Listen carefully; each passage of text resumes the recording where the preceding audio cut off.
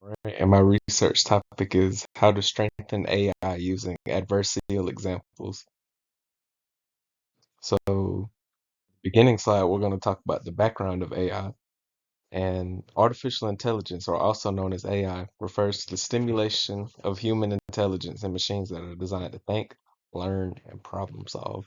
These systems can perform tasks that typically require human cognition, such as recognizing speech, analyzing data, or even driving a car. But what makes AI so transformative is its versatility and its ability to improve over time through learning. The intelligence of AI is dependent upon the user. It can be used for multiple things. Examples of different uses of AI include self-driving cars, Siri, and ChatGPT. There is not one single box to put AI in. The very first AI program was known as Logic Theorist. It was developed in 1956 by Alan Newell and Herbert A. Simon. This program was capable of proving mathematical theorems from symbolic logic. It was groundbreaking as it demonstrated that a machine could emulate a form of reasoning previously thought to be uniquely human. This work laid the foundation for AI as we know it today. For my next slide, sorry it lagged a little bit, but for my next slide, we'll be talking about adversarial attacks.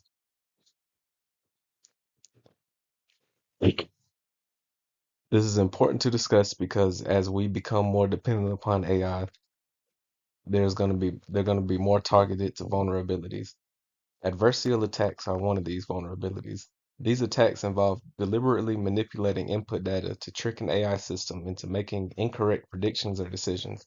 Adversarial attacks can occur during the testing stage, making them particularly dangerous because they exploit weaknesses before the system is fully secured. Features can be manipulated, and two specific examples of it is white box and black box attacks.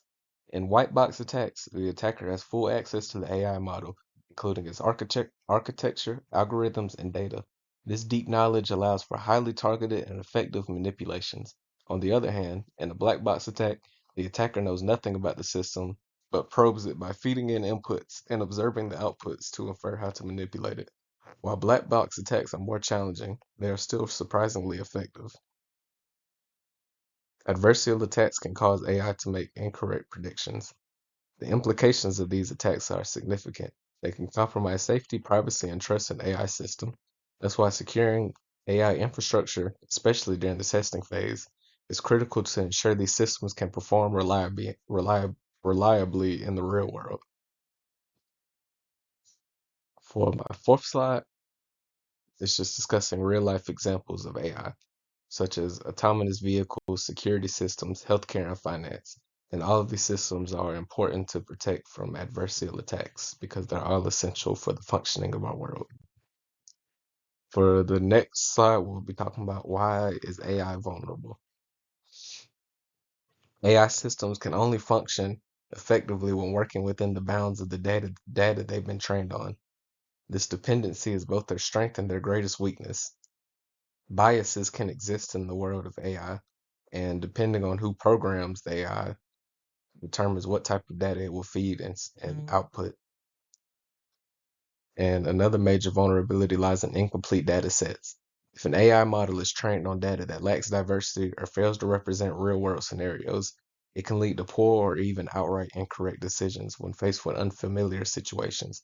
For example, a facial recognition system might fail to identify certain demographics, such as transgenders, because its training data didn't include enough diverse samples.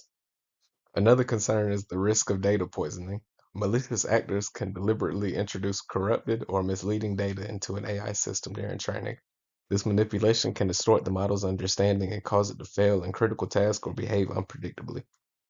Even small, seemingly insignificant changes to inputs can deceive AI systems.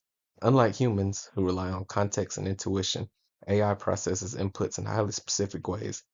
This means tiny alterations, like tweaking a few pixels in an image, can cause the system to make wildly incorrect predictions. This is why adversarial attacks are so effective.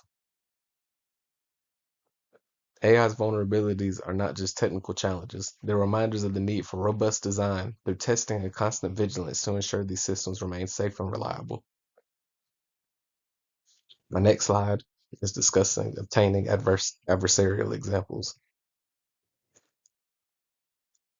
Adversarial examples are carefully crafted inputs designed to fool an AI system into making incorrect predictions. Researchers and attackers alike use several methods to create these adversarial examples, including FGSM, PGD, and Carlini-Wagner attacks. FGSM, or the fast gradient sign method, is one of the simplest techniques. It works by slightly altering the input data in the direction of the gradient in the model's loss function. For instance, in the case of an image classifier, FGSM adds small changes to the pixels of an image. These changes are often imperceptible to the human eye, but can drastically change the AI's prediction.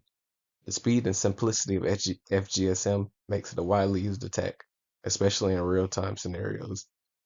Next, we have PGD, also known as projected gradient descent. This method builds on FGSM by applying the gradient-based perturbation iteratively. Each step, the input is adjusted slightly, and the model is reevaluated. PGD also projects the adjusted input back into a specified range to ensure it remains within realistic bounds. This iterative process makes PGD more powerful and effective than SGSM, particularly against models that have been trained to resist single-step attacks. Finally, there's the Carlini-Wagner attack. This is considered one of the most advanced techniques for generating adversarial examples. Unlike FGSM and PGD, the Carlini-Wagner attack uses optimization to minimize the amount of perturbation needed to deceive the AI. It creates inputs that are both highly deceptive to the model and nearly indistinguishable from the original to humans. This method is particularly dangerous because it can bypass many defensive measures designed to detect adversarial attacks. The next slide, we'll be talking about the results of adversarial attacks. Adversarial attacks are very detrimental to AI systems. Their results can lead to critical failures with far-reaching consequences. One of the first dangers is misclassification. This happens when an adversarial attacks manipulates input data in such a way that the AI model produces incorrect predictions. For example, an image of a stop sign might be misclassified as a yield sign or even something completely unrelated, like a toaster. In real-world scenarios, this can have some severe implications, causing autonomous vehicles to misinterpret traffic signs or financial systems to make poor investment decisions based on flawed data. Next, we have system failure. Adversarial attacks can exploit weaknesses in the AI model, causing it to behave in unintended ways. This might mean crashing the system entirely, freezing critical operations, or generating outputs that make no logical sense. For instance, in healthcare, a failure in an AI-powered diagnostic tool could delay or misdirect treatment, potentially putting lives at risk. Finally, there are reliability issues.